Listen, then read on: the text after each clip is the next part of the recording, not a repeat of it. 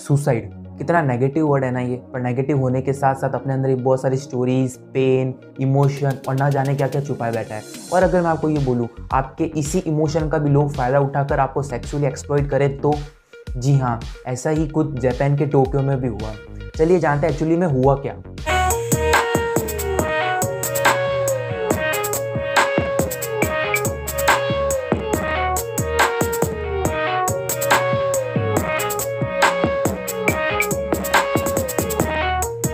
टाकाहिरो शिराइशी नाम का एक लड़का, जिसको ट्विटर किलर के नेम से भी जाना जाता है, उसने 9 मर्डर्स किए जिसमें 8 फीमेल और 1 मेल था। और अगर आपको मान के ये शायद से थोड़ा शॉक भी लग सकता है, उसमें से एक लड़की की एज सिर्फ 15 साल की। और ये पूरा इंसिडेंस पुलिस को 2017 में पता चला। हुआ ये कि टाकाहिरो ने अपना एक ट्विटर पर अकाउंट बनाया और उन लोगों को टारगेट करना स्टार्ट किया जो सोशल मीडिया पर सुसाइडल थॉट्स एक्सप्रेस करते थे। इन विक्टिम्स ने भी अपने ट्विटर हैंडल्स पर सुसाइडल थॉट्स एक्सप्रेस किए थे और ये भी मेंशन किया था कि वो सुसाइड करना चाहते हैं या वो किसी की हेल्प चाहते हैं। तो टाकाहिरो ने इन्हीं लोगों को कांटेक्ट किया और इनके साथ कन्वर्सेशन स्टार्ट किया और उनको मैनिपुलेट करना भी स्टार्ट किया। और उनको ये कहता था कि वो उन सबको सुसाइड करते हुए देखना चाहता है और जब भी पूरा प्रोसेस खत्म हो जाएगा तब वो भी खुद को उनके साथ ख़त्म कर देगा। जब लोग कन्विंस हो जाते तब वो उनको अपने घर पे बुलाता, उनको सेक्सुअली एक्सप्लॉइट करता और उनको बहुत ही पेनफुल तरीके से उनका मर्डर कर देता था। ये तो था पूरा ट्विटर किलर का इंसिडेंस। अब आपको बताते हैं ये एक्चुअली पकड़ा कैसे गया।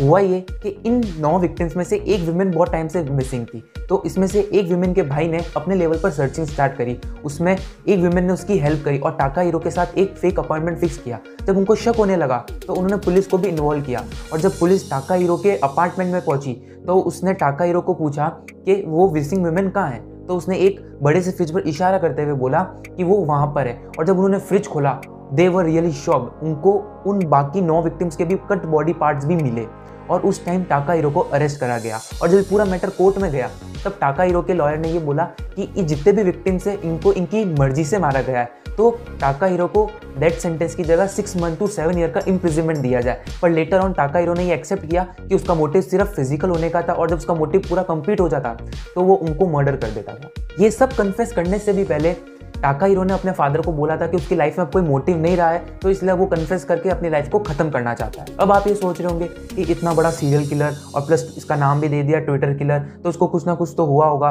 पर इसको जब 9 मंथ का साइकोलॉजिकल ऑब्जर्वेशन में रखा गया तो ये एकदम फिट एंड फाइन निकला बाय माइंड ऑल्सो। ये इतना बड़ा स्टेप हमें एक चीज़ पे सोचने में जरूर मजबूर करता है कि ये टाकाहिरो ने इतने सारे स्टेप्स लिए क्यों।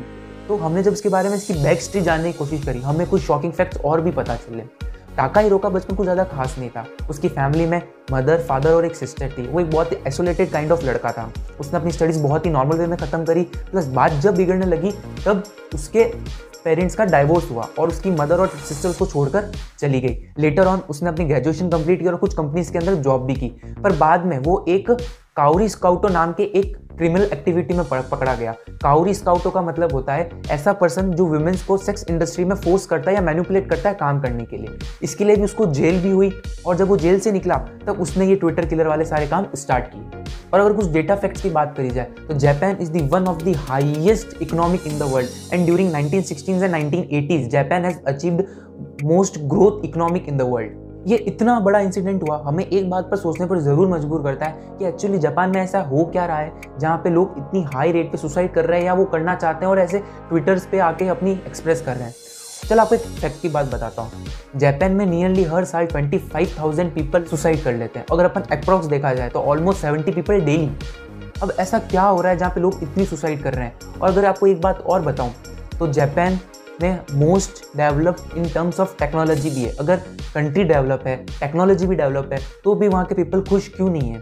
इतने हाई रेट पे लोग क्यों सुसाइड कर रहे हैं, क्यों अपने आप को इतना डिप्रेस मान रहे हैं, क्यों अकेला फील कर रहे हैं, क्यों किसी से शेयर नहीं कर पा रहे हैं। और जब हमने इन सब के बारे में रिसर्च करी वी वर टोटली शॉक्ड। वहाँ पर कल्चर और डिसिप्लिन को आज भी बहुत ज़्यादा इंपॉर्टेंस दी जाती है और एक यही रीज़न है जिसकी वजह से वहाँ पर सुसाइड रेट्स इतनी ज़्यादा हाई है। जापान में एक प्रैक्टिस बहुत फेमस है जिसका नाम है हिकिकोमोरी। इसका मतलब ये होता है कि एक पर्सन अपने आप को आउटसाइड वर्ल्ड से आइसोलेट कर लेता है और अपनी लाइफ पूरी एक लॉक्ड रूम में कंटिन्यू करता है। और वो जब अपने आप को बहुत ज़्यादा अकेला और होपलेस समझने लग जाता है तो ये ही कुछ कारण होते हैं जो उसको सुसाइड करने के लिए मोटिवेट करते हैं। जापान में कुछ ऐसी पहले पॉलिसीज थी जिससे हर एक जने को परमानेंट जॉब मिलती थी, पर वो पॉलिसीज हटा दी। फिर भी ओल्ड पीपल और अडल्ट्स को परमानेंट जॉब मिली हुई है, पर यंगस्टर्स को स्ट्रगल करना पड़ता है। और एक ये भी रीज़न है जिससे वहाँ पे सुसाइड रेट्स इतनी ज़्यादा हाई है।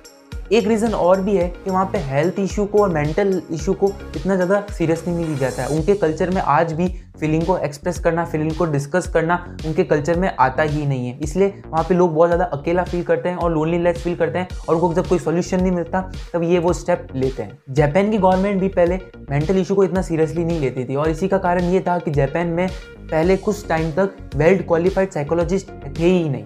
अच्छा, आपको एक शॉकिंग फैक्ट और बताता हूँ। जापान में आज भी ऐसी कुछ वेबसाइट्स अवेलेबल है जहाँ पर वो सुसाइड करने में किसी को हेल्प चाहिए या कोई असिस्टेंस चाहिए तो वो आपको प्रोवाइड कराते हैं। शौक लगा, शौक लगा, शौक लगा, लगा। मतलब अगर आपको सुसाइड करनी है, अगर उसके लिए आपको मोटिवेशन चाहिए तो ये वेबसाइट आपकी हेल्प करेगी। अगर आपको सुसाइड करनी है और आपको कोई साथी चाहिए तो भी वेबसाइट आपको ढूंढ के देगी। मतलब सीरियसली। और यही कुछ रीज़न है जिनकी वजह से वहाँ पर सुसाइड रेट इतना ज़्यादा हाई है। पर एक पॉजिटिव की बात यह है कि इतना इंसिडेंट होने के बाद और ये ट्विटर किलर का इतना हाईलाइट होने के बाद वहाँ की गवर्नमेंट भी थोड़ा एक्टिव हुई है। उन्होंने अपनी पॉलिसीज़ और कुछ नई कम्युनिटीज़ बनाई हैं जिसके लिए वो रिस्पॉन्सिबल होगी कि ये सुसाइड रेट को थोड़ा कम कर सके। फ्रेंड्स, लाइफ सिर्फ एक बार मिलती है और उसको अगर ऐसे ही ख़त्म कर देना is totally injustice to ourselves. एक बहुत ही मशहूर शायर ने कुछ बहुत ही प्यारे अल्फाज बोले थे, उठ खड़ा हो, मरहम लगा चोट पर और फिर से दौड़ लगा। तुझसे मोहब्बत है जिन्हें, उन्हें एक नई उम्मीद दिखा। कांटों के लगने से राही अपनी मंजिल नहीं भूलता और अंधेरों के डर से सूरज वापस उगना नहीं छोड़ता। फ्रेंड्स, सबकी लाइफ में अप्स एंड डाउन्स आते हैं। हर एक की लाइफ में एक डिप्रेशन वाला फेज आता है, पर अपनी लाइफ को ऐसे ही ख़त्म कर देना वो टोटली गलत है। अगर आपको कभी लगता है कि आपको डिप्रेशन फील हो रहा है, आपको नेगेटिविटी थॉट्स आ रहे हैं, आपको ऐसा कुछ लो फील हो रहा है, आप अपने पेरेंट्स, आप अपने दोस्त, आप अपने लव वन से बात करें। गारंटी कोई सोल्यूशन निकलेगा, क्योंकि आपसे ज़्यादा आपको प्यार करने वाले इस दुनिया में एग्जिस्ट करते हैं।